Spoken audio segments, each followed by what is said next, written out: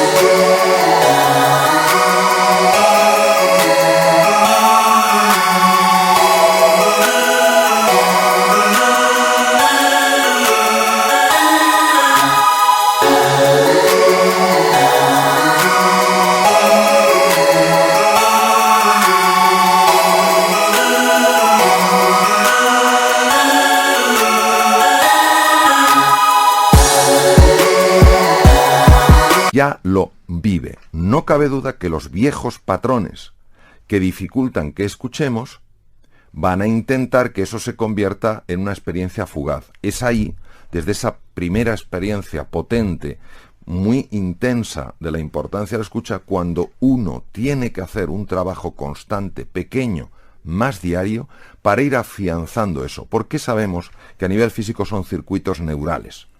Se abren nuevas conexiones, se generan también nuevas conexiones entre las neuronas, pero para que esas conexiones se mantengan estables, para que se afiancen, hay que hacer un trabajo constante, un trabajo sostenido, una vez que se ha descubierto, porque se ha vivido, la importancia de eso que se ha aprendido.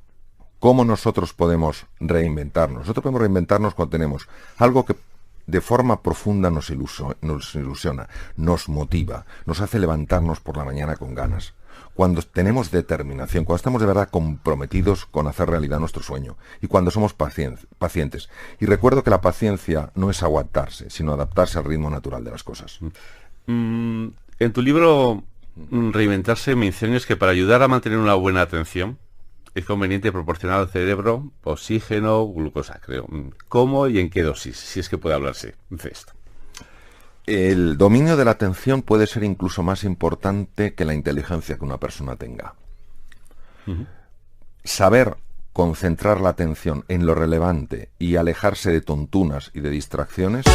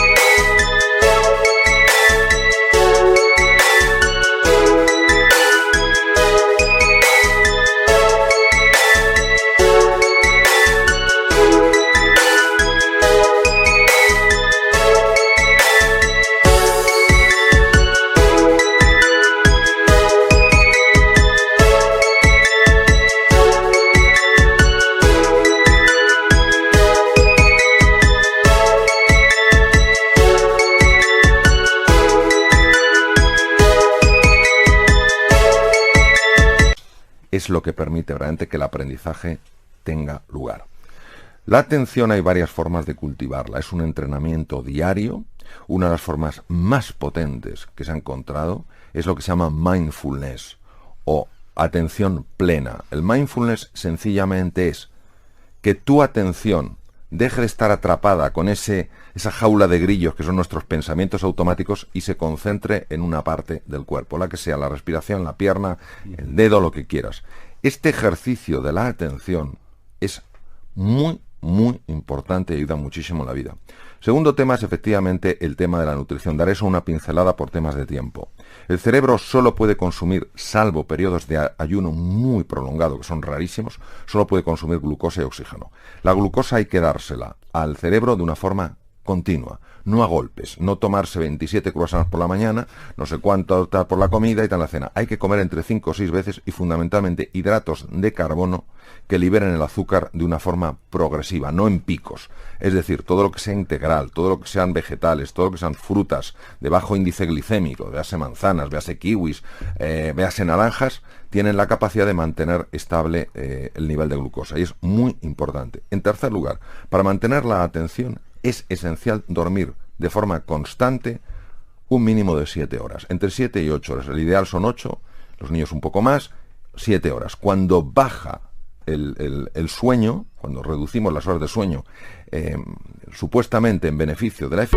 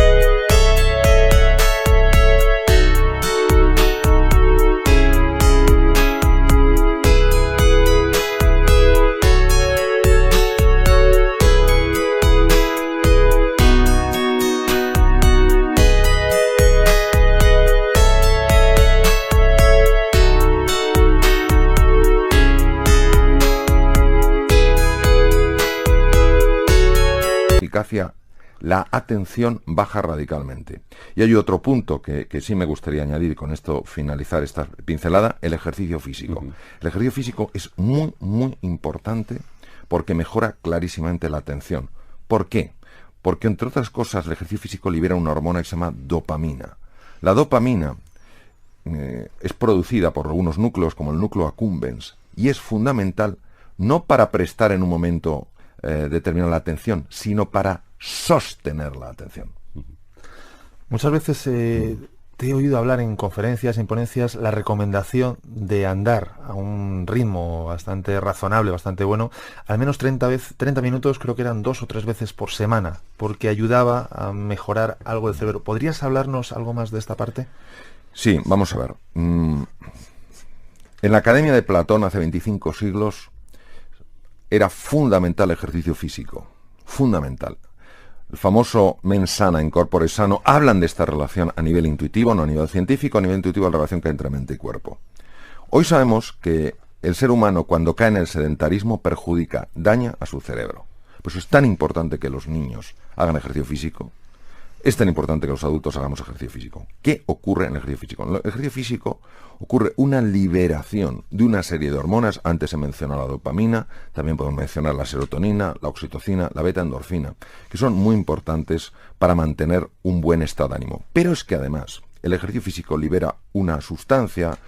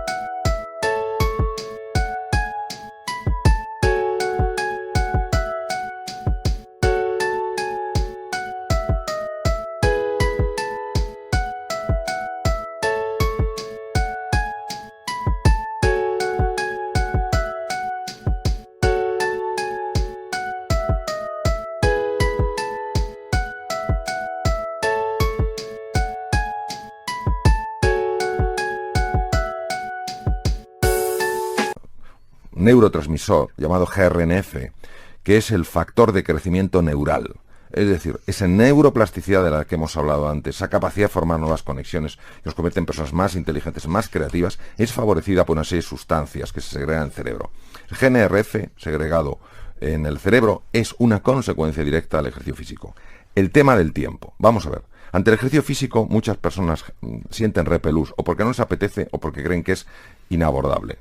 Una combinación de estudios desde la neurociencia y la Sociedad Norteamericana de Cardiología, lo que han venido a decir lo siguiente. Vamos a ver, si usted 5 días a la semana, durante 30 minutos cada día, que lo puede dividir en 3 periodos de 10 minutos, camina a suficiente velocidad como para que el corazón y el pulmón vayan un poquito más deprisa, usted obtiene beneficios claros en su salud, en su funcionamiento mental, incluso, por ejemplo, una cosa interesantísima, el funcionamiento del sistema de defensa, el sistema inmunológico. Ahora bien, ¿quiere eso decir que si yo no hago eso no tengo beneficios? No. Lo que pasa es que estudios científicos son muy complejos y entonces se quedan en un punto, ya no bajan más allá porque tendrían que añadir nuevas mediciones súper complejas. Entonces, si hace 5 minutos al día andando deprisa, desde luego es mucho mejor que si no hace nada. Yo recomiendo que se empiece por 5 minutos, que parece mucho, 1 minuto andando deprisa. 1 minuto. Verá cómo ese minuto se convierte en 5 minutos. Los 5 minutos se convierten en 10 minutos. Y los 10 minutos al final se convierten en media hora. Y cuando una persona note que está muchísimo mejor, lo normal es que no lo deje. Estamos en una emisora de radio.